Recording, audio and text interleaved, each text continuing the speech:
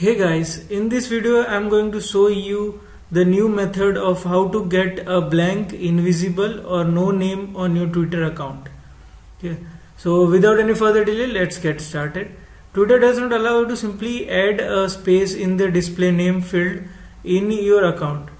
And if you try, you will simply get the error, name cannot be blank. So this with this short trick you will be able to have a blank username, blank, invisible or no name username on your Twitter account. Okay, so let's get started. Go to twitter.com and click on your profile and then click on edit profile.